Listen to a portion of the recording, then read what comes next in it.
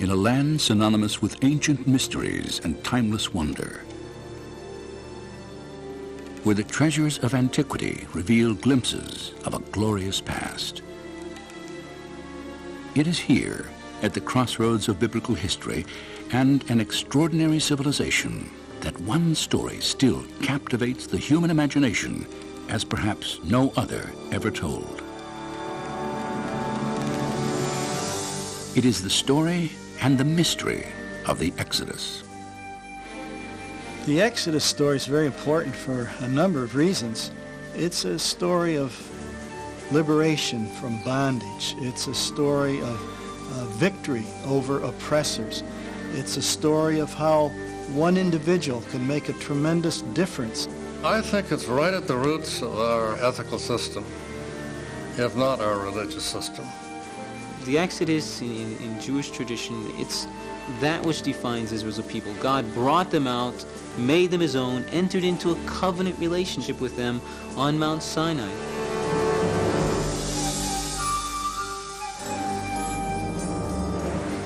The Exodus story has endured for more than 3,000 years, and the power of its message and imagery is undeniable.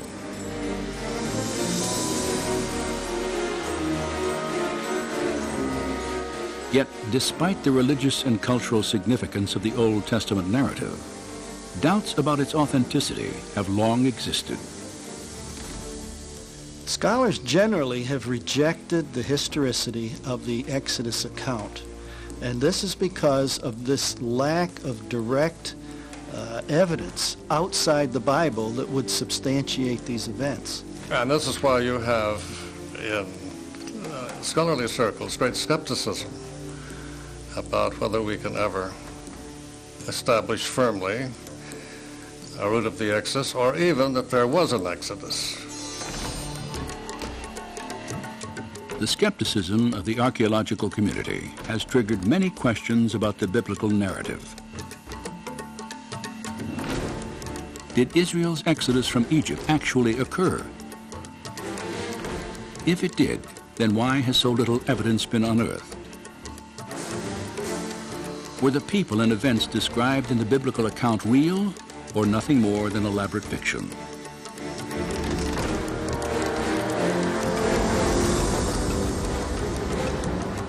During the next hour, we will travel from the Nile Delta to the depths of the Red Sea to investigate these questions in the light of new evidence and discovery.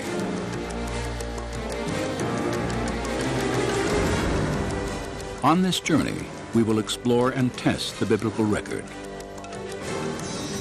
For if there's any historical truth to accounts of the Exodus, then some evidence of Moses and the children of Israel should still exist, even if it lies buried under water and sand.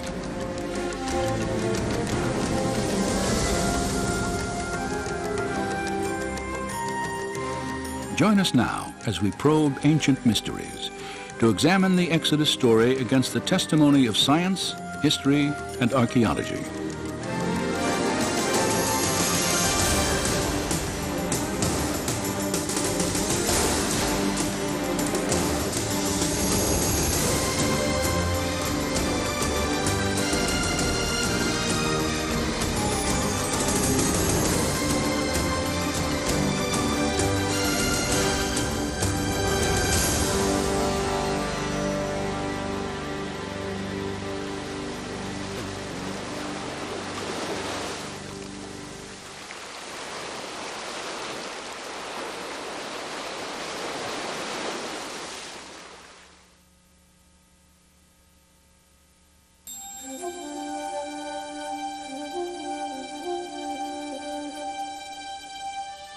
Then Pharaoh spoke to Joseph, saying, "The land of Egypt is before you.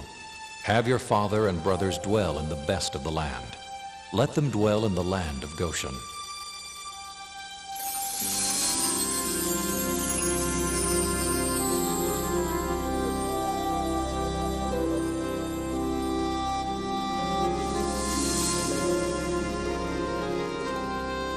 Any attempt to weigh the historical validity of the Exodus must begin here, in the Nile Delta, the biblical land of Goshen. For according to the scriptures, This is where Israel first settled in Egypt.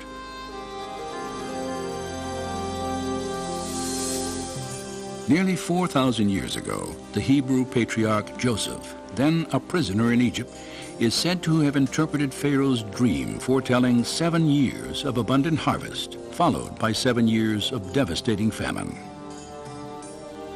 After delivering this prophecy, Joseph was commissioned to oversee the harvest and storage of grain throughout the land. And when famine struck, news of Egypt's abundance spread quickly to its neighbors. There is, again, plenty of extra-biblical as well as biblical evidence of constant moving back and forth between Palestine and Egypt, particularly in times of famine. When famine ravaged Canaan, fear of starvation led Joseph's father, his 11 brothers and their wives and children to leave their homeland and make the 200-mile journey southwest into Goshen. And as Egypt prospered under Joseph's leadership, a grateful Pharaoh offered his family permanent sanctuary in the richest area of the empire. The biblical record dates these events at early in the 19th century BC. But have archaeologists ever confirmed that a significant Canaanite population once inhabited northeastern Egypt during this time?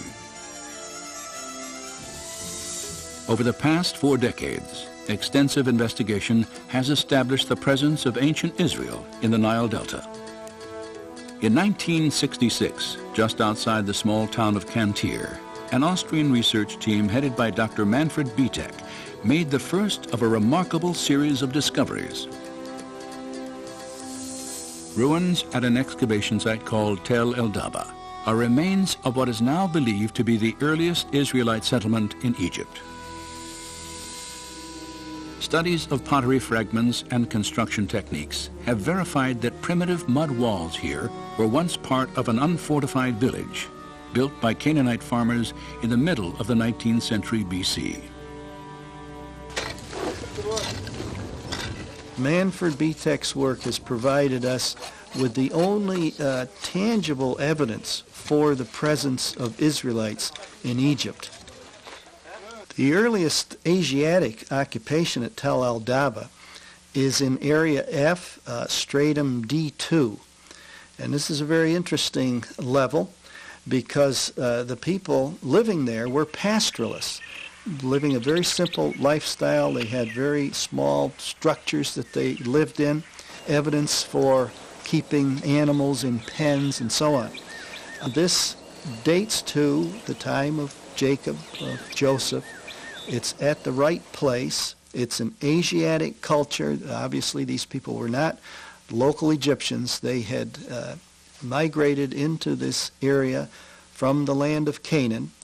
And so this could very well be evidence for the Israelites in Egypt. While excavating in these cornfields, Manfred Bietek's team made another intriguing find. In a plot of land, later identified as Area F, they uncovered the ruins of a village. In this small village there in Stratum D2, dating to the time of Joseph, all the remains are Asiatic in nature. The material culture there is Asiatic. Nothing is Egyptian. A map of the excavation site confirms its distinctly Israelite origins. And there was one house in particular which was larger than the other houses. And it was laid out in kind of a horseshoe fashion around a central courtyard. And then around this rather large structure were smaller structures. And this perhaps may be the very first house built using this design. Archaeologists immediately recognized that the design of this horseshoe-shaped dwelling was identical to structures built in Israel centuries later. It was a prototype of Hebrew architecture constructed near the time Joseph was believed to have lived in Egypt.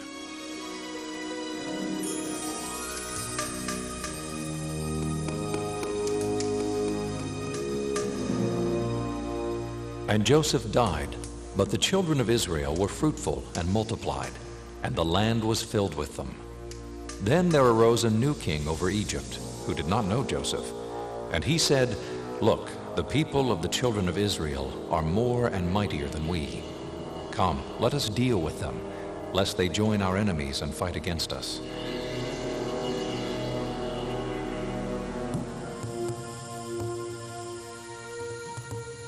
The scriptures tell us that following Joseph's death, Pharaoh drove the Israelite population into slavery. Several archaeological discoveries have also confirmed this aspect of the biblical account.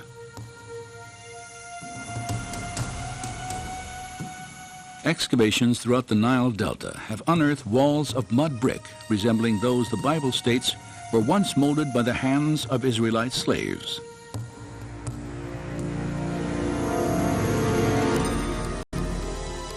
This practice was vividly illustrated in an 18th dynasty tomb painting depicting foreign slaves making bricks from mud and straw. An inscription on the mural echoes the slave master's dreaded warning. "The rod is in my hand. Be not idle."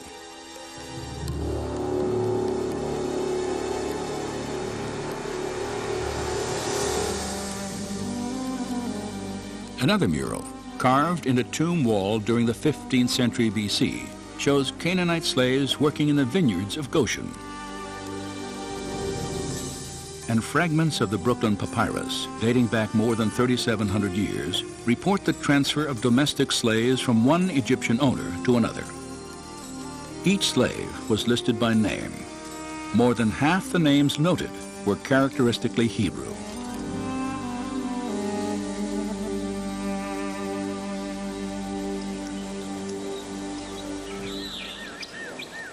There is now little doubt that a significant Israelite population lived in Egypt for several hundred years after the time of Joseph. Yet if biblical accounts of the Exodus are historically viable, then there should also be evidence of Israel's arrival in Canaan, the Promised Land, sometime between the 14th and 12th centuries BC. Such evidence does exist.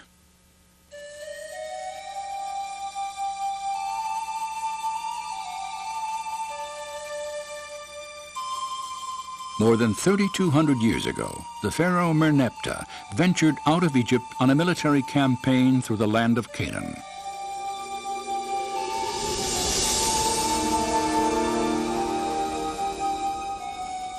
Later, in a poem proclaiming his victories, he boasted that Israel is laid waste. This inscription dates from about 1210 BC and establishes that the Israelites had arrived and settled in Canaan well before Merneptah's conquest at the end of the 13th century.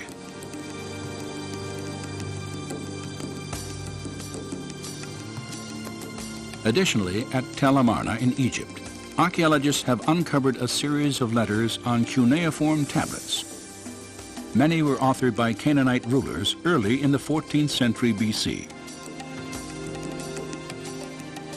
These letters contain desperate pleas to the Egyptian pharaoh Akhenaten for military assistance to defend Canaan from nomadic invaders. One of them warns that if Pharaoh does not act, all Canaan will be lost. The invaders were identified by the name Apiru. And this is kind of a generic term for stateless individuals, people who weren't connected with any particular urban center. And so the Israelites undoubtedly would have been referred to as either Apiru or Asiatics by the Egyptians. I do think that the term Apiru is the origin of the term Hebrew. If the name Apiru referred to the Hebrew people, then the Tel Amarna inscriptions provide strong evidence for the presence of Israel in Canaan. They also suggest Israel may have entered the country earlier than scholars had previously thought, at the beginning of the 14th century BC. Recent excavations of the Canaanite city of Hatzor could also support a 14th century Israelite invasion. Evidence has been uncovered that the city was destroyed at least twice during the period described in the biblical books of Joshua and Judges. Scattered among the remains of a large palace were Egyptian and Canaanite idols, their heads and hands intentionally chiseled off. Archaeologist Amnon Ben-Tor has concluded by process of elimination that the invading Israelites must have ravaged Hatzor, for neither the Egyptians nor the indigenous Canaanites would have purposely destroyed their own gods. So we should expect to find evidence in Canaan for the conquest.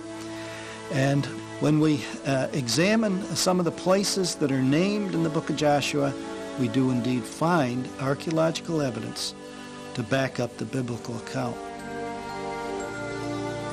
If archaeological evidence shows that Israel appeared in the Promised Land between 1400 and 1200 BC, and if it also documents a Hebrew population in the Nile Delta for centuries before these dates, then one conclusion follows. The Israelites must have migrated from Egypt into Canaan, and an exodus actually occurred.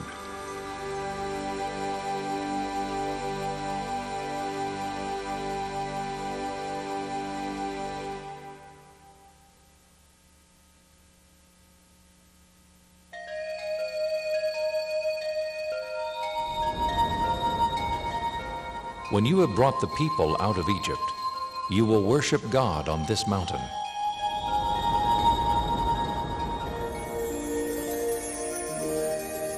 If an exodus took place, then a new question arises. What path did the children of Israel follow in their flight from Egypt? Any attempt to test the biblical record must focus along the route that the Bible itself specifies. Scholars have proposed many theories, but each must account for one fact. According to the book of Exodus, after leaving Goshen, the Israelites first set out for the holy mountain, where they were to meet and worship God. Moses and his people traveled to a mountain known in the scriptures by two names, Horeb and Mount Sinai. Controversy has long surrounded its actual location. If you read the literature on the identification of Mount Sinai, you'll probably find 15 or 20 mountains which have been named by scholars, with scholarly arguments as to why this rather than that is Mount Sinai. It's chaos of critical conflict. Of the many sites proposed for the mountain, the most well-known stands in the southern tip of the Sinai Peninsula.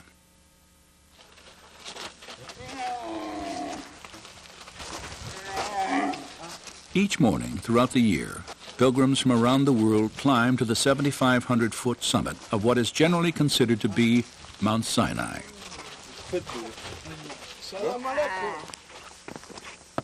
Few who walk these well-worn steps realize exactly how this mountain was first identified as the place where the Israelites encountered God. In the 3rd century CE, you have the rise of the Christian monastic movement, Christian ascetics going off in the desert to get alone with God, following very consciously the patterns of Moses and Elijah. And some of the Christian ascetics in Egypt moved into the Sinai Peninsula. That was their new area for the desert, the new area in which they would seek God, get alone with God. No civilization there, hardly any cities or villages except along the coast. And for them, they had engaged in an exodus from Egypt. They came out of Egypt, lived in the Sinai Peninsula, and this was their holy land. They read the biblical text with an allegorical approach. They see symbols and images of things everywhere. And then you looked around, the large mountains there, Jebel Musa and some other, and it looks a lot like what probably Mount Sinai might have looked like. So already, probably by 350, it seems that some of these monks developed a tradition of identifying Jebel Musa, Jebel Katrina, one of these other mountains in the Sinai Peninsula with the mountain on which Moses himself had actually ascended. By early in the 4th century AD, Christian pilgrimages to this mountain had become commonplace. And today, a chapel and a monastery stand at the base of this traditional site of Mount Sinai. Since 1956, archaeological teams have searched for evidence that Moses and the Israelites once camped here for nearly a year after their flight from Egypt.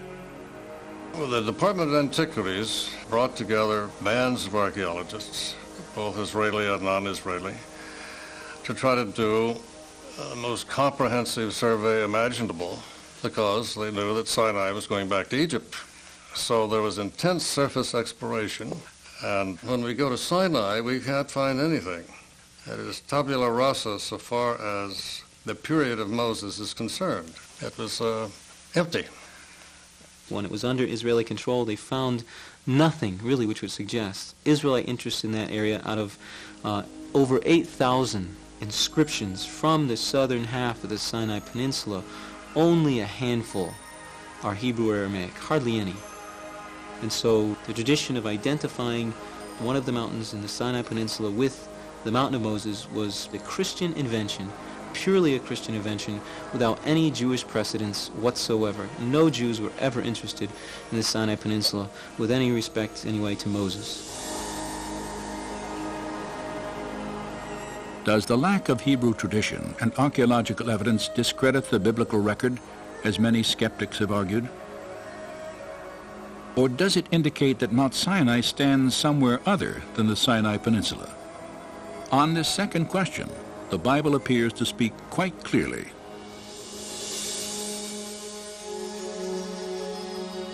Now it came about in those days that Moses went out to his brethren and looked on their hard labors. And he saw an Egyptian beating a Hebrew. And when he saw there was no one around, he struck down the Egyptian and hid him in the sand. When Pharaoh heard of this matter, he tried to kill Moses. But Moses fled from the presence of Pharaoh and settled in the land of Midian.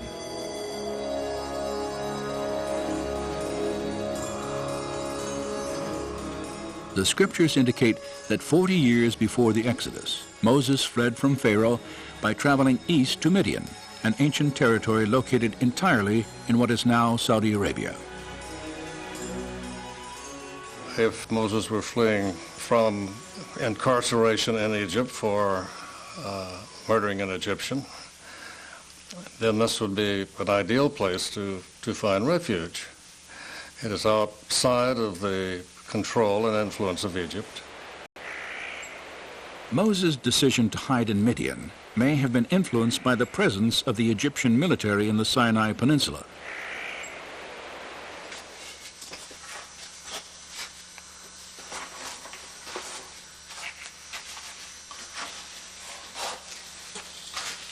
"3,500 years ago, Pharaoh's soldiers supervised the construction and operation of copper and turquoise mines throughout the southern Sinai. Inscriptions on their walls and the surrounding ruins of ancient temples still provide graphic evidence of Egypt's presence here during the years of Moses' exile.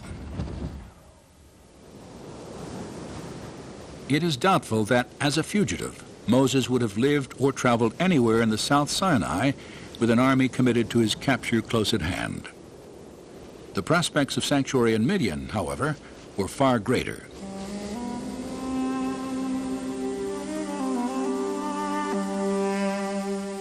Separated by the Red Sea from the Egyptian army in the Sinai Peninsula, Moses married a Midianite woman, tended the flocks of his father-in-law Jethro, and lived in obscurity for 40 years, until the day he wandered to the base of Mount Sinai.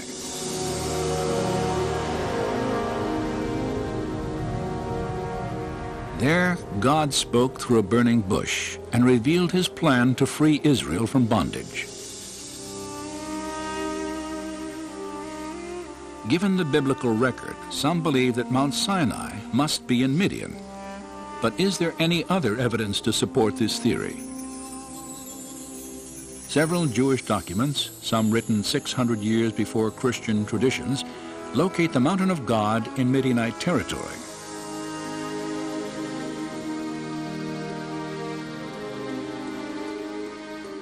In 250 BC, a council of 70 scholars translated the Hebrew Bible into Greek for the first time. their translation of the Exodus account presupposed that Mount Sinai stood in the Arabian Peninsula. 3 centuries later, the Jewish philosopher Philo placed the mountain east of the Sinai Peninsula and south of Palestine. At the same time, the Apostle Paul, who was educated under the Rabbi Gamaliel, also located Mount Sinai in Arabia. So Paul and Philo, when they use the word Arabia, they're not thinking of the Sinai Peninsula. Once again, I think that point needs to be emphasized very clearly. The terminology, Arabia, in the first century, Greek geographers usually have in mind the Arabian Peninsula. That's how that term is used. Perhaps the most specific description of Mount Sinai's location can be traced to the first century historian Josephus, who wrote, "It was the highest of mountains, near the city of Madian." Shortly after this account, Madian was identified in the Arabian Peninsula by the Greek geographer Ptolemy. And 1900 years later, archaeologists excavated this city that, according to ancient records, had once stood near Mount Sinai. The ruins of Madian lie just outside the modern-day town of Al-Bad, near Saudi Arabia's northwest coast. Josephus and other texts seem to be fairly clear in Jewish tradition in locating Mount Sinai somewhere in the region around the city of Madian. So the notion that Mount Sinai is not in the Sinai Peninsula is something that many scholars have argued for years. And the notion that Sinai should be placed in northwest Arabia specifically, I would say probably in continental scholarship, in other words, German and French scholars, it might even be safe to say it's the dominant idea. I think there's an increasing opinion that Mount Sinai is to be found in northwestern Arabia. If there is historical evidence to support the location of Mount Sinai in Arabia, is there any specific mountain in this region that fits the biblical description? 15 miles east of the Saudi Arabian town of El-Bad, such a mountain may well stand. It is called Jebel Alaz. I have been always interested in archaeological finds that could confirm the truth of the Bible.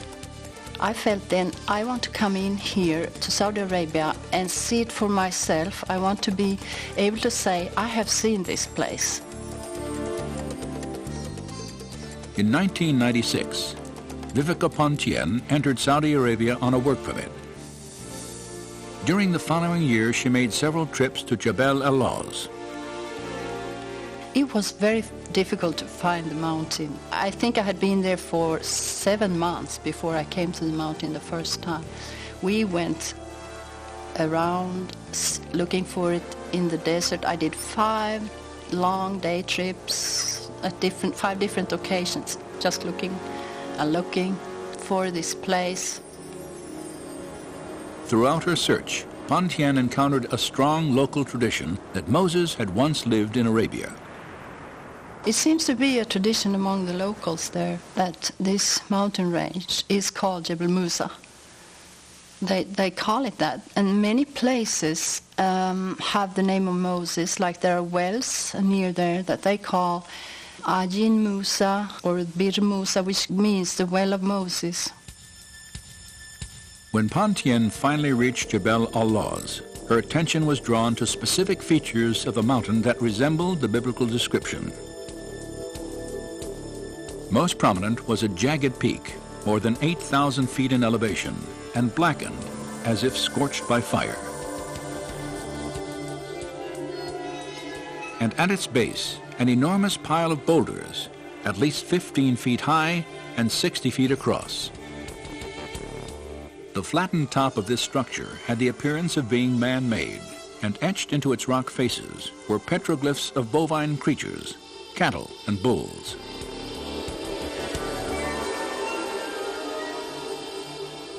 The The distinctive horns in some of the inscriptions resemble those found on pictures of sacred Egyptian Apis bulls.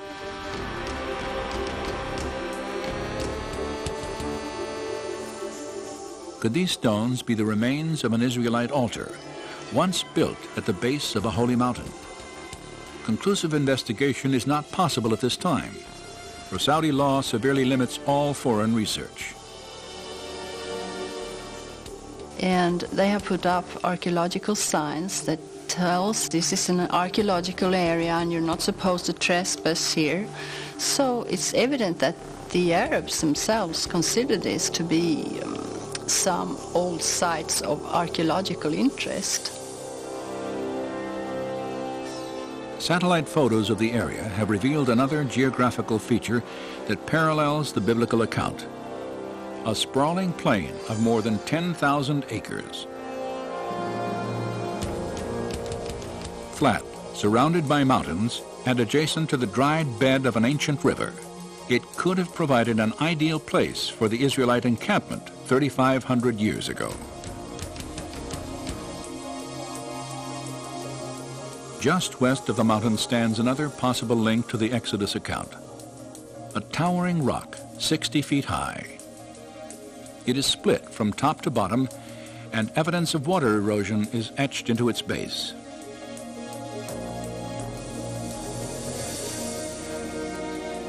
Many features of Jebel al-Lawz reflect the biblical account of Mount Sinai, and as the highest mountain in northwest Arabia, it matches ancient Jewish historical records. Based on the textual evidence, Jebel al-Lawz is as good a guess as any. It might even be the best guess. It's definitely better than anything in the Sinai Peninsula, and probably better than any other guess we have. It'd be nice to have some excavation, and that's really a desideratum. We need excavation. We need somebody who's a competent, trained archaeologist to go in, record the material carefully, submit it for dispute and debate among other scholars, because there's too many gaps in our knowledge. The intriguing similarities between Jebel al-Lawz and the biblical record may indeed stimulate new investigation here.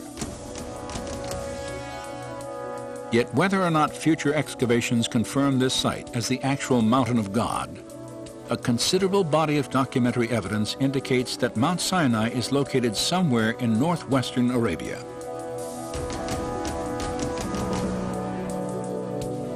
As a result, we have 2 points by which to plot the first stage of Israel's Exodus. For Goshen provided a beginning, and Midian a destination and direction. And between them must lie a body of water.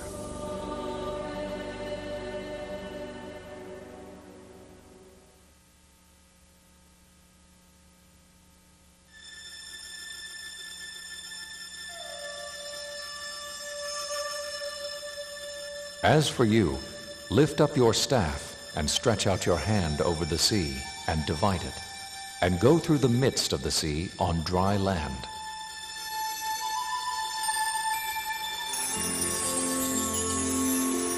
The Exodus account states while on their journey to Mount Sinai, the children of Israel encountered a seemingly insurmountable obstacle: the waters of the Red Sea.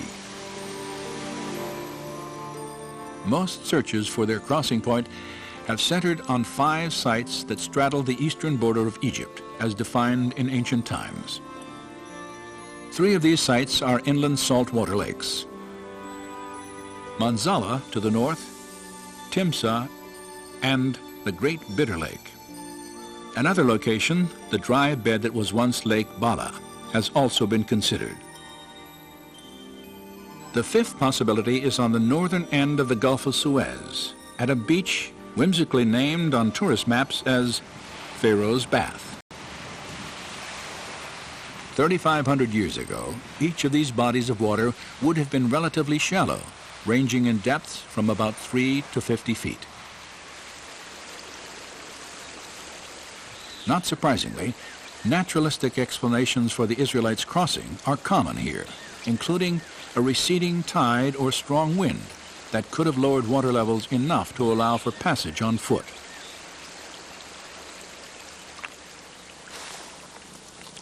However, no direct evidence has ever emerged at any of these traditional sites to confirm the Exodus narrative.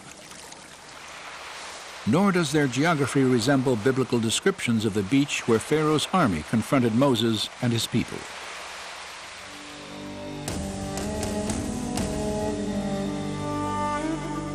For Pharaoh will say of the sons of Israel, "They are wandering aimlessly in the land. The wilderness has shut them in." As Israel approached the Red Sea, Pharaoh received news that they had wandered into a dense wilderness of mountains and canyons. In contrast to the biblical account, the terrain near the lakes and gulf on what was then the eastern border of Egypt is predominantly flat, wide-open expanses of desert. And when Pharaoh drew near, the children of Israel cried out to Moses, "Is it because there were no graves in Egypt you have taken us away to die in the wilderness? Why have you so dealt with us to bring us up out of Egypt?" The Bible states that immediately prior to crossing the Red Sea, the children of Israel were gathered on a beach somewhere outside the borders of Egypt. In fact, the specific phrase, "out of Egypt," is used in relation to their place of encampment several times in the book of Exodus, creating an obvious contradiction between the scriptures and familiar interpretations of the story. For if traveling west to east, the Hebrews were trapped on the shore at any of the traditional crossing sites, they would still have been clearly within the borders of Egypt when God parted the waters.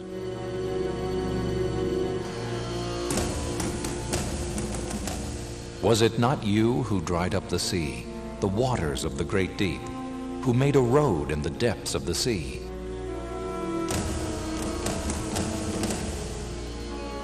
Popular theories that claim the Israelites walked through a shallow lake or marsh of reeds also contradict descriptions in the biblical record.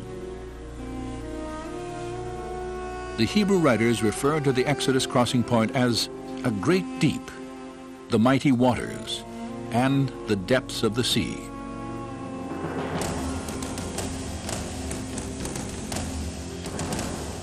And the Egyptians pursued and went after them into the midst of the sea. Then the waters returned and covered the chariots, the horsemen, and all the army of Pharaoh. Not even one of them remained. In the first century, the historian Josephus numbered the Egyptian army at 250,000 men. Skeptics have long questioned how every soldier and horse in an army of that magnitude would have drowned in a shallow lake they could have easily traveled around. No direct evidence of a crossing anywhere along the eastern border of ancient Egypt has ever been discovered. As a result, accounts of the Exodus are often dismissed as fiction or legend. However, this absence of evidence could again indicate that archaeologists have been looking in the wrong places. For if the biblical descriptions are accurate, then the Red Sea of Moses and the Israelites may be located somewhere other than the lakes and gulf that separate Egypt from the Sinai Peninsula.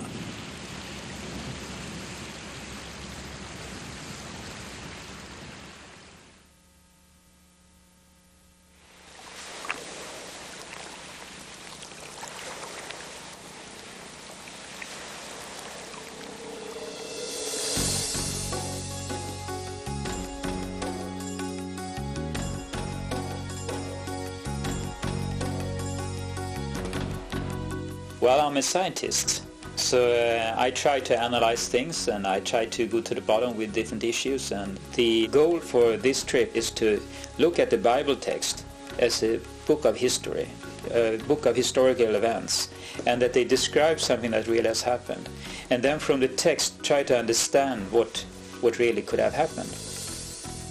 In the spring of 2000, Dr. Leonard Moeller took part in an expedition through Egypt and the Sinai Peninsula. Möller is a medical research scientist at the Karolinska Institute in Stockholm, Sweden. He is also trained in the field of marine biology. His skills in analytical research, coupled with a deep interest in biblical archaeology, had drawn him to the Middle East on many occasions. Now, as a member of an international team organized by Discovery Media Productions, he had come to the Gulf of Aqaba to renew his search for evidence of the Israelites' Exodus journey. For several years, Möller studied historical and documentary evidence suggesting Midian as the probable location of Mount Sinai. He realized that to reach the mountain of God, the Israelites would have first crossed a body of water located east of Egypt's ancient borders. The land of Midian is always on the east coast of the Gulf of Aqaba, and the mountain was in the land of Midian. There Moses saw the burning bush, etc. So if the mountain is on the east coast of the Gulf of Aqaba, and if the land of Midian is there, and if all these events took place there, they have to cross some water to get there. And therefore the Gulf of Aqaba is of great interest. As the right arm of the Red Sea, the Gulf of Aqaba separates the Sinai and Arabian peninsulas. Möller recognized several specific connections between the Gulf and biblical accounts of the Exodus. A prime example is found in the book of 1 Kings.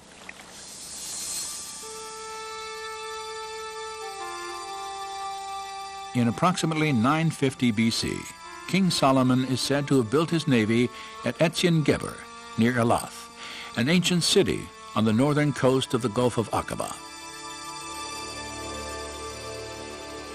According to the Hebrew text, this gulf where Solomon's ships were harbored was called Yam Suf. Most likely we talk about the Red Sea as the Gulf of Aqaba. We know that it's called Yam Suf, which is the Red Sea. We know that King Solomon had his fleet in Yam Suf. This Hebrew name, Yam Suf, also plays a prominent role in the Exodus account, for it is used to identify the waters crossed by Moses and his people.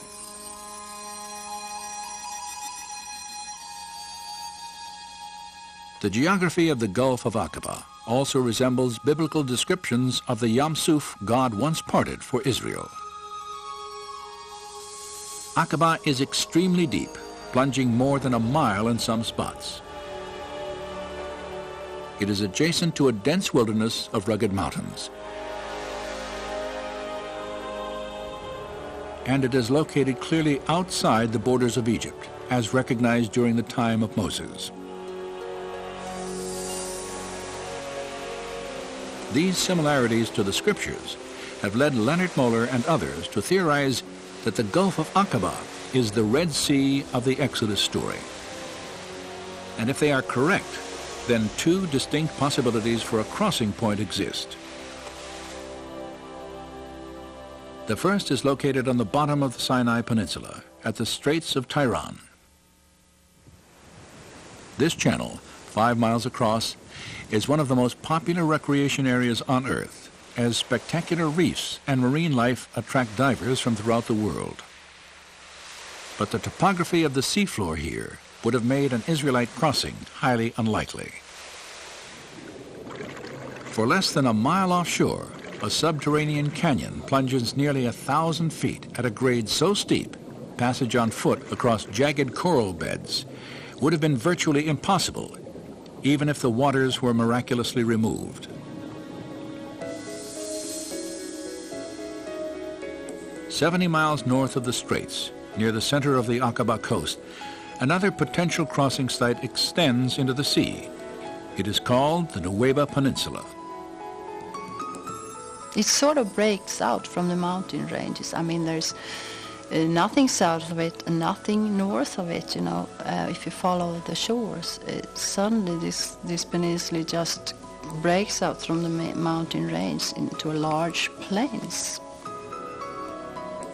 This is probably the only place at the Gulf of Aqaba, the western shore, where you could gather as many people as the Bible states that they were. Satellite photographs of the Nueva Peninsula clearly reveal its distinctive geography. This triangular-shaped beach would be the focus of a remarkable search for evidence of the Israelites' journey.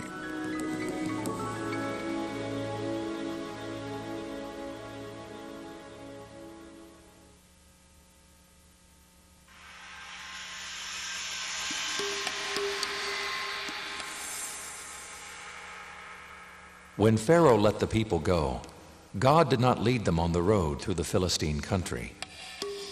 For he said, if they face war, they might change their minds and return to Egypt.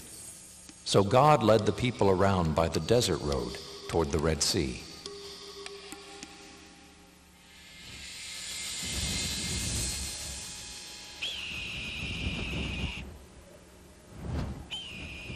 If the Israelites traveled from Goshen to the Aqaba coast, then the biblical description of their route to freedom is very specific. They walked a road through the Sinai Desert in the direction of the Red Sea. During the time of the Exodus, 3 main roads existed in the Sinai. The way of the Philistines traced the Mediterranean coast past a series of Egyptian military outposts. Understandably, the Israelites did not follow this path. The way of Shur, an inland trail, terminated not on the shores of Yam Suf, but in the vast desert of southern Canaan. Only the southernmost road, a trade route that stretched from Egypt to the top of the Red Sea and then on to Midian, matched the biblical description. It's a route that runs through more or less central Sinai from the Egyptian cities which are in the Nile Delta, and then on down to northwestern Arabia. This is a period when the incense route was beginning to develop. So we do have evidence of travel back and forth between Egypt and what we would call Midian. Located above the peninsula's rugged mountain ranges, this trade route was well suited for travel, as its flat, hard-packed terrain made long journeys on foot manageable and commonplace. When Moses fled from Pharaoh after killing an Egyptian slave master, he would have followed this route to sanctuary in ancient Midian. Then, 40 years later, he led his people out of Egypt over this same desert road again.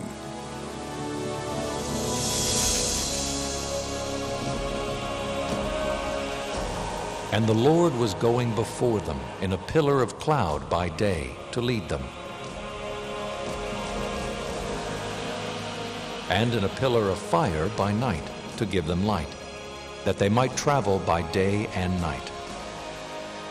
The Swedish Bible says clearly that they were traveling both day and night, and at night they had this pillar of fire leading them and enlightening them, and at day it was this cloud that I guess also overshadowed them because of the heat of the day, so they could travel both day and night. By walking through the desert during the cooler hours of the early morning and night, the Israelites could have crossed the Sinai in approximately 3 weeks, the time allowed by the biblical record. The scriptures imply they had a significant head start on the Egyptian army, for many days passed before Pharaoh decided to bring Israel back into captivity. Then, while his army prepared to give chase, he received a surprising report of Moses' path through the wilderness.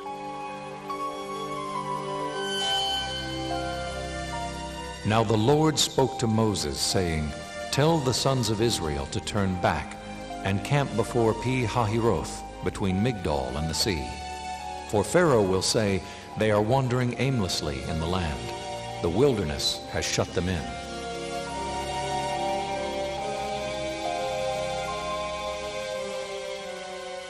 And it says in the scripture that they turned, and that could be interpreted in different ways, but our understanding is that they turned southwards, and Pharaoh then was so certain about that they were trapped within the peninsula. This satellite photograph defines the Israelites' unexpected change of course.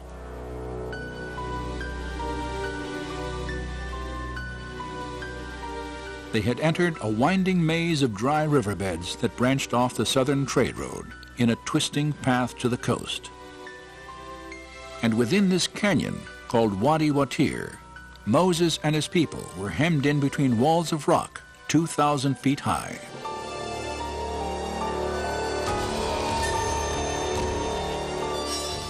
Once you're into this wadi, you can't turn either left or right. You have to go, just follow it all the way.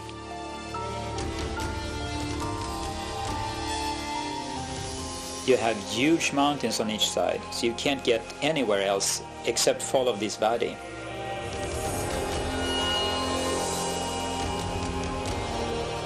You can see the mountains are high and they're coming closer and closer, and the road is going, how do you say, back and forth between those mountains.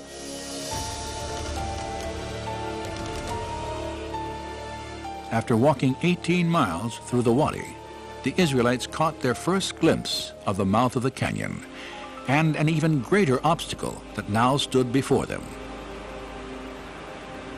Suddenly, as you get through, after a long while, this big plain just opens up, into the Red Sea. Upon exiting the Wadi Watir, Moses would have assembled his people at a place called Pi-hahiroth. Though its location remains controversial, the meaning of this Hebrew name may point to the site of the Israelites' encampment. For the word Pi-hahiroth translates mouth of the gorges, a perfect description of this beach formed by sand and rock washed through the canyon by seasonal rainfall.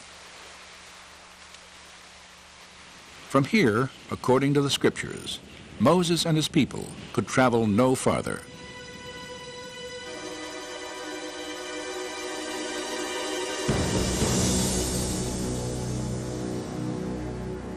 Then the Egyptians chased after them with all the horses and chariots of Pharaoh, his horsemen and his army.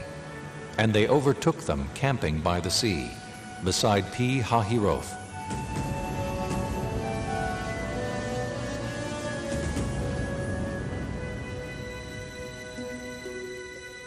The historian Josephus provides another clue about the location of Pi-hahiroth, for his description of the Israelites' crisis matches the terrain surrounding Nuweiba Beach.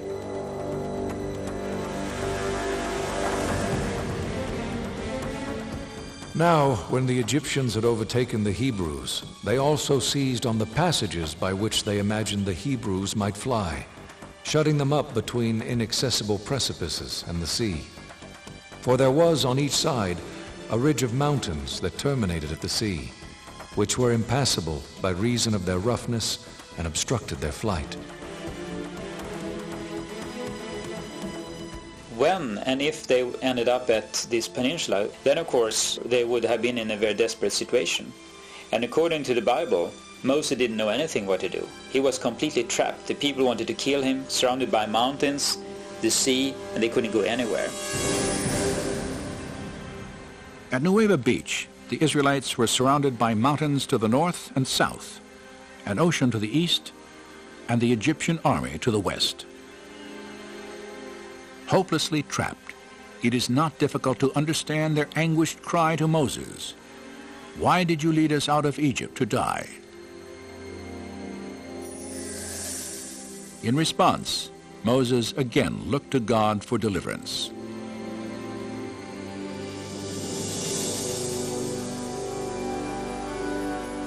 Then Moses stretched out his hand over the sea, and the Lord swept back the sea, and turned the sea into dry land, so the waters were divided.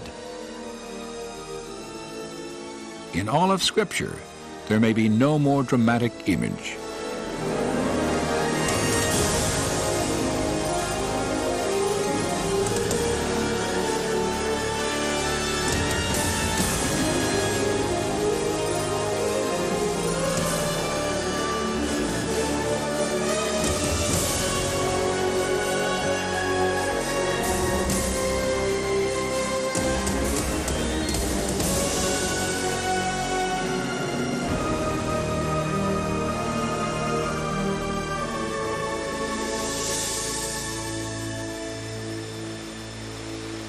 the biblical account of an ocean divided, Israel's passage to safety, and the destruction of Pharaoh's army defy naturalistic explanation. But if these events did occur, then physical evidence could still lie off the shore of the Nueva Peninsula. For more than 20 years, divers and explorers from 3 continents, each intrigued by clues linking the Gulf of Aqaba and the biblical Yam Suf, have come to Nueva Beach seeking possible evidence of an Israelite crossing.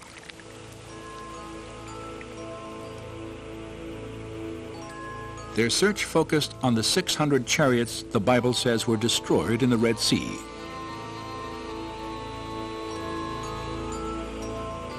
Inscriptions thousands of years old, and the few chariots recovered from ancient tombs reveal much about the construction of these legendary vehicles of war.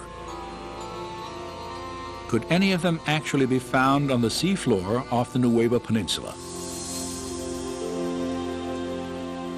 The first time I came to Nueva, the purpose was to verify, to document, and to establish hypotheses that this could be a link in the Exodus pathway.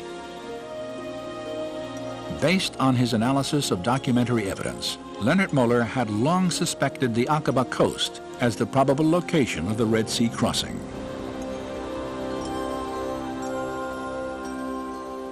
In 1997, he heard reports from other divers who claimed to have found unusual coral structures, some resembling the shapes of chariot wheels. Muller decided to investigate these claims for himself. The first time I was diving there, of course, we were then looking for possible artifacts. And I had seen on some pictures what we could look for.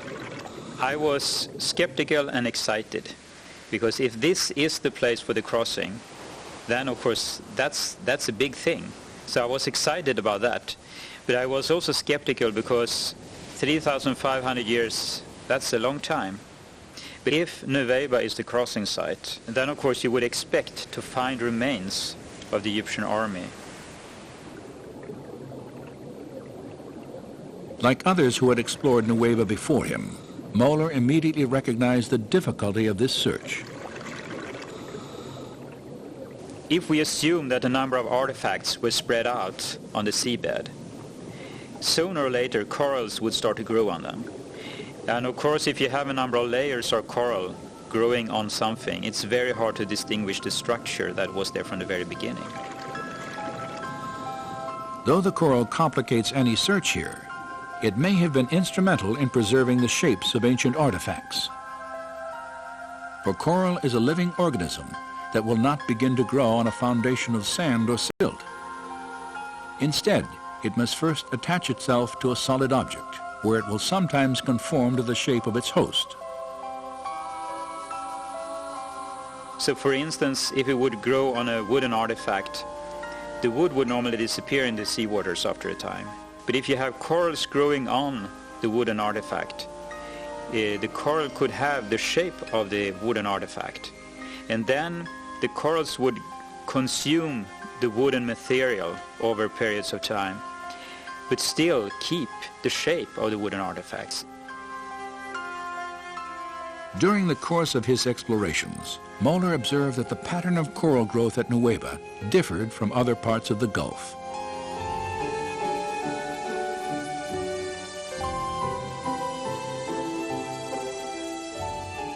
Unlike the coral at the northern and southern ends of Aqaba, which often forms large, dense reefs, some covering many acres, the formations at Nueva Beach are generally smaller and scattered randomly across the seafloor.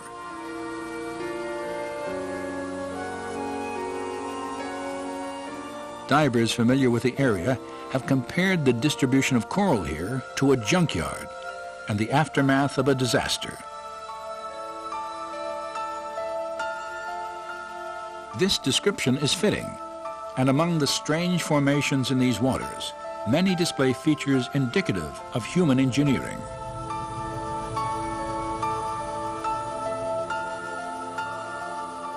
When we dive and when we film at the Nueva location, we look for certain structures, and you try to look for 90-degree angles or circular objects wheel-like structures. So that is what you scan for, so to speak, when you dive. There are situations where you see something that looks like an axle, a hub, something that looks like a wheel, and you say to yourself, this is not a coral reef, this is a coral growth on an artifact. And that is what's different to me when I compare corals at other locations around the world. Since the earliest explorations at Nueva, one distinctive type of formation has often been identified on the sea floor. A slender, table-like structure, sometimes standing on end, with a coral-encrusted base, a straight shaft, and a circular top. It's a 90-degree angle, a right angle, between something that looks like an axle and the wheel. And you can see this in different varieties, and it looks very different from normal coral growth. And it is like a man-made structure with a coral growth on it.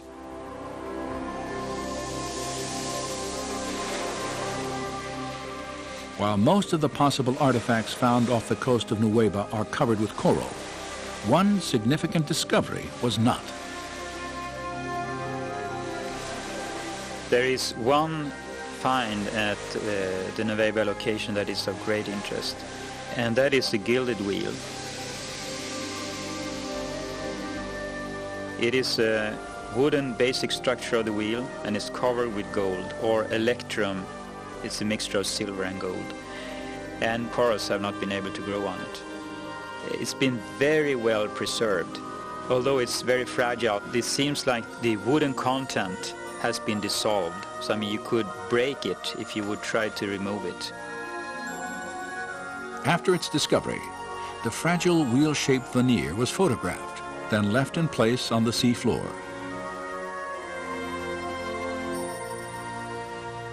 Later analysis revealed that its dimensions and design resembled four-spoke chariot wheels painted on an 18th dynasty tomb wall near the biblical date of the Exodus.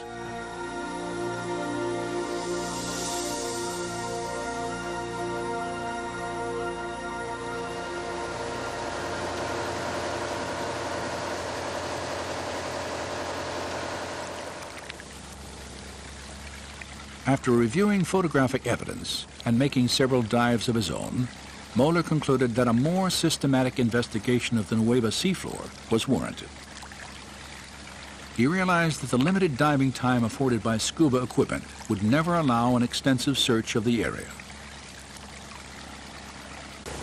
A higher level of technology was necessary, and in the spring of 2000, the Discovery Media team lowered a robotic camera into these waters for the first time.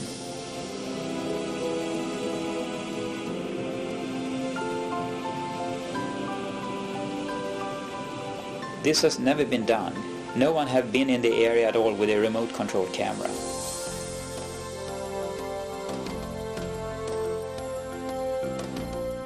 Controlled from the ship, the camera was maneuvered across the seafloor, transmitting video images for study and evaluation. We have been down to some 80, 90 meters, so we can go deeper down that we can't do with ordinary diving, and we can be down as long as we like. As in his previous searches at Nueva, Moeller scrutinized the coral for specific shapes. We can see that because it's a 90-degree angle. You see the seabed here, there are some structures that are just a little bit above the surface of the seabed. They have a cross-like appearance, it's 90-degree angles, and there's a hole in the middle. So the hub would be here? Possibly a hub there, yeah. And the wheel would be a circle around. This would be the rim of the wheel here? Yeah. Okay. So this could be a spoke here, possibly? Yeah, possibly a spoke? Yeah. And what would the diameter of that rim be? Yeah, it's a good question, but we would expect it to be about 1 meter, about 3 feet wide. Okay. In diameter.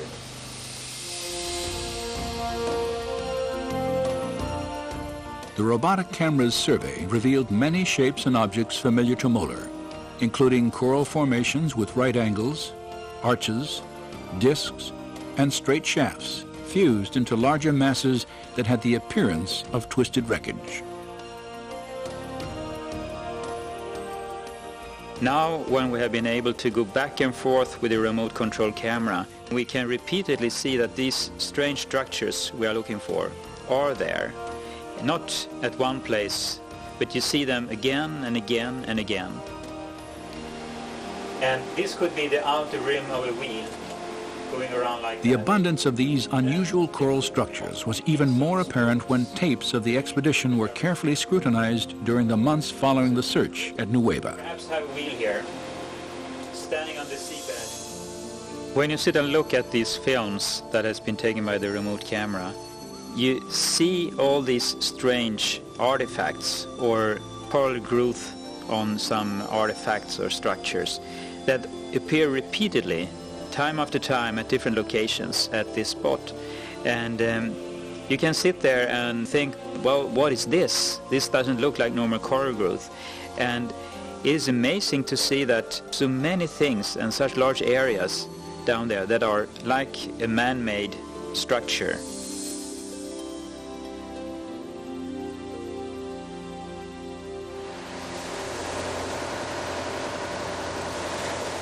While the robotic camera logged hours of video documentation, Viveka Pontien and other divers on a second research vessel used metal detectors to evaluate specific structures on the sea floor.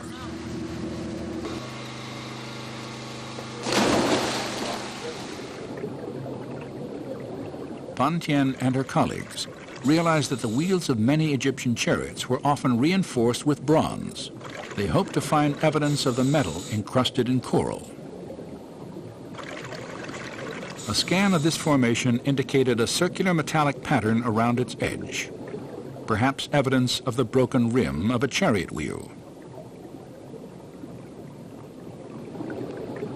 Other coral formations examined also contained fragments of metal.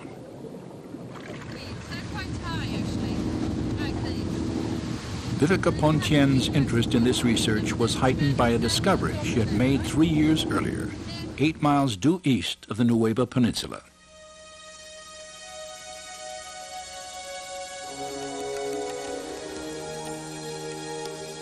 During her stay in Saudi Arabia, Pontien not only searched for Mount Sinai, she also made several dives in an attempt to document evidence of the Egyptian army on the Saudi side of the Gulf. And the Bible tells that Israel saw the Egyptians lying dead on the shore after they came across.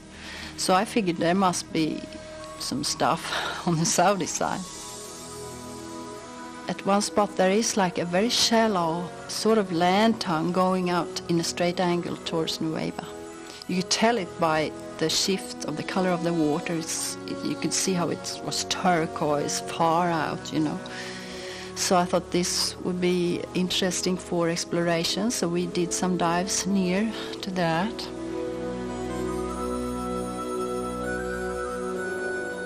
The scattered, irregular coral formations on the Saudi side of Aqaba resemble those previously found off the Nueva Peninsula.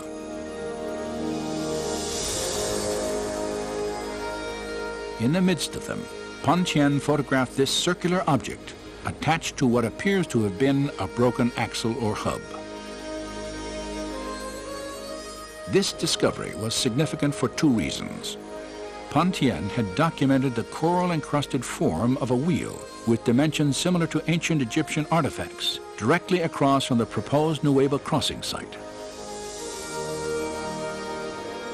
Her find also provided independent confirmation of earlier evidence establishing wheel-like formations on both coasts of the Red Sea in accordance with descriptions in the biblical record. And the Lord looked down on the Egyptian army, and he made the wheels of their chariots come off.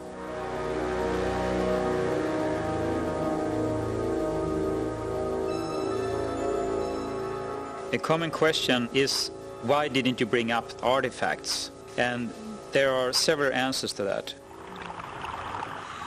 The best thing to do when you find something is just to keep it in position. Document it, but keep it in position. It's very easy to destroy anything. And the other thing, it's illegal to remove artifacts, but also you're not allowed to bring up any corals from the Red Sea. While Egyptian environmental laws prohibit removal of any coral for scientific dating and analysis, photographic evidence may provide a link to the time of the Exodus.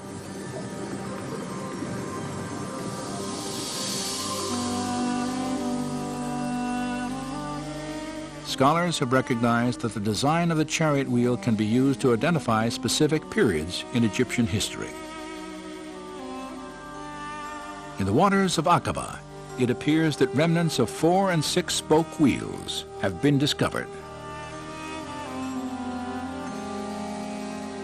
These designs were used simultaneously only during Egypt's 18th dynasty and no later than about 1400 BC, a time frame that coincides closely to the biblical date of the Exodus.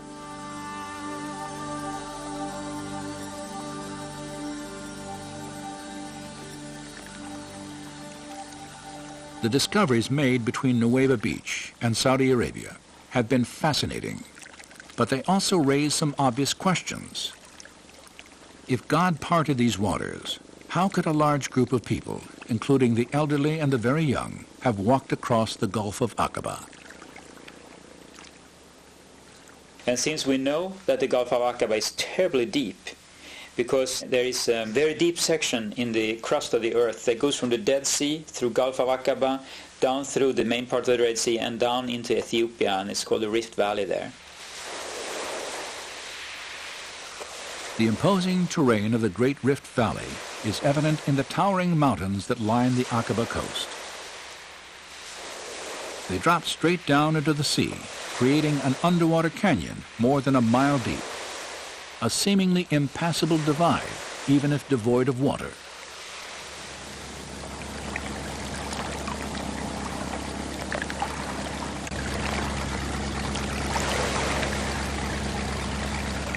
While surveying the subsurface topography of the Nueva crossing site, evidence was uncovered that could help explain how Israel walked from one coast to the other.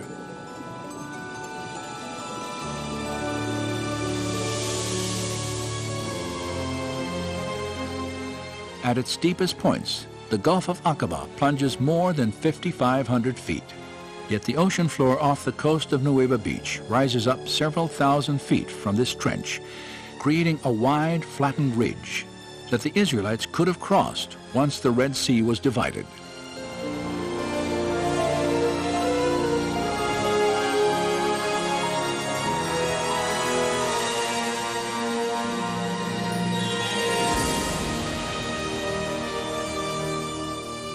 Simulated to scale in this computer animation, the view of the Gulf south of the Nueva Peninsula is striking. A chasm, deeper than the Grand Canyon, extends more than 50 miles.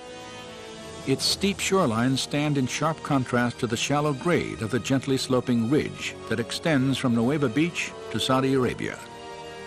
It is a ridge that resembles what the Old Testament prophet Isaiah once called a pathway through the mighty waters. The robotic camera was used to evaluate the physical characteristics of this undersea ridge for the first time. It's just flat, extremely flat, and very wide. There are no corals, there are no pieces of rock, and we followed that far out in the Gulf of Aqaba. It got deeper and deeper, but it was very flat all the time. And the interesting thing is also that the material on the seabed is not mud, as it is in the Gulf of Suez or at other places. It's a thin layer of sand or silt. It is easy to walk on it if you take away the water, and there would be no limit to have an enormous amount of people there, except the water, of course, but that's not our problem. God took care of that.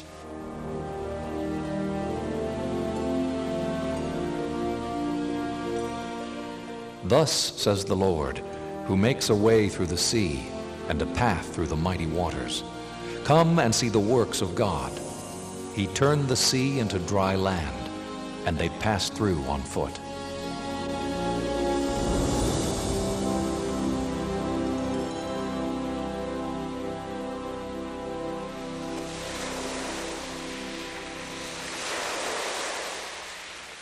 While the existence of an underwater ridge stretching from Nueva Beach to Saudi Arabia may make it easier to understand how the Israelites could have crossed the Aqaba Gulf, it does not explain the actual parting of these waters in the manner described by the writers of the Exodus account. My understanding at Nueva is that if the water was removed so they could cross there, it is nothing that we could explain from a scientific point of view, period. Well, if you look at the Red Sea crossing as it's described in the Bible, what you clearly see there is this situation where a wind has come up and has dried out the land for them to cross. But then there's this element where the waters have formed a wall to the left and the right of the Israelites as they pass through. And they say that 2 or 3 times, so it's quite clear in their memory that the waters were like a wall. And there's just no naturalistic explanation for something like that.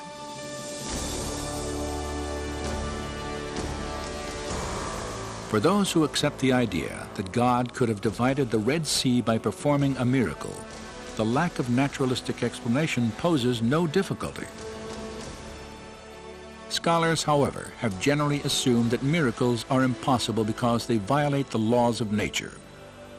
As a result, any document based on a miraculous event must be historically unreliable. This reasoning, though widespread, is not without opposition. Some scholars, including the late Oxford philosopher and writer C.S. Lewis, have noted that accounts of biblical miracles display features of genuine historical literature. Lewis, in particular, argued that miracles, properly understood, never violate natural law. It is inaccurate to define a miracle as something that breaks the laws of nature. It doesn't. Laws of nature tell what will happen, provided there's no interference. A miracle is an interference with nature by a supernatural power. Miraculous elements in a biblical narrative do not, therefore, preclude its historicity. C.S. Lewis believed that miracles are acts of God, and therefore entirely possible if there is a God to take action. If you assume that God doesn't exist, then miracles are impossible, of course. But if God does exist, then there's the possibility that miracles could have occurred. So when we're looking at events in the Bible like this, we have to be objective when we come to the evidence. We have to look at the data and say, is it really clear enough that a miracle might have really occurred here? If we objectively look at the evidence then, and it really seems to lead in the direction of something miraculous, then we need to be open to that. After more than a century of research, where does the body of available evidence for the Exodus now lead?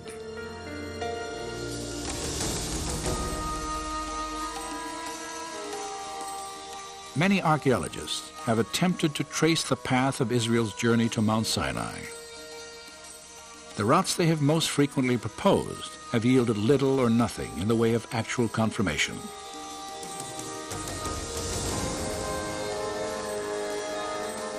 Yet today, another theory for the Israelites' path, far different from traditional ideas, may provide a trail of direct evidence for both a miracle and the historical validity of the Exodus account.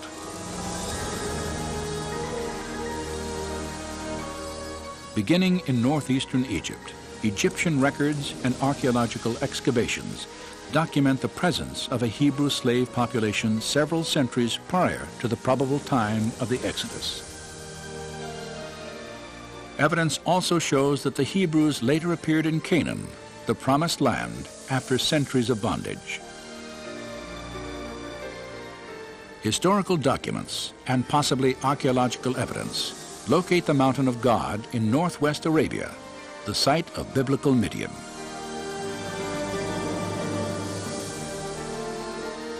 And a trade route leading to Midian, intersected by a system of riverbeds terminating at the Aqaba coast, matches biblical and historical descriptions of the Israelites' path to the Red Sea.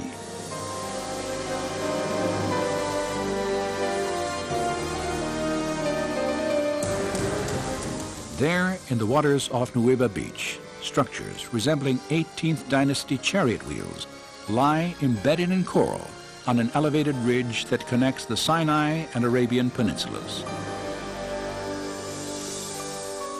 So then you have a lot of things that you can put together to build a picture, like a puzzle. And we find artifacts, and we find geography, locations and surroundings, so to speak, around this that fits the text very well. Well, a good scientific theory explains a lot of evidence very simply and coherently. And there's a pattern that's coming out of this evidence that really suggests that the biblical record has a lot more historical content to it than what scholars have been willing to grant in the past.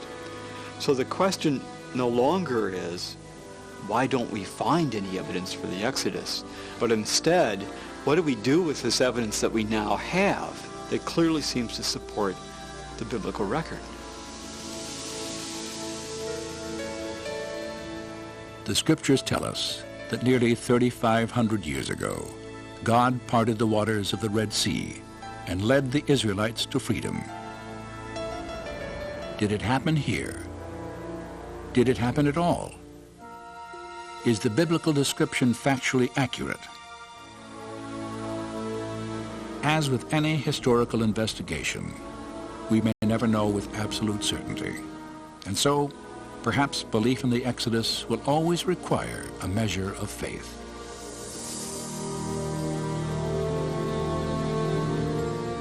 But facts and faith need not conflict, as recent discoveries suggest. For history and archaeology have now uncovered compelling reasons to reconsider the extraordinary claims of the Exodus story.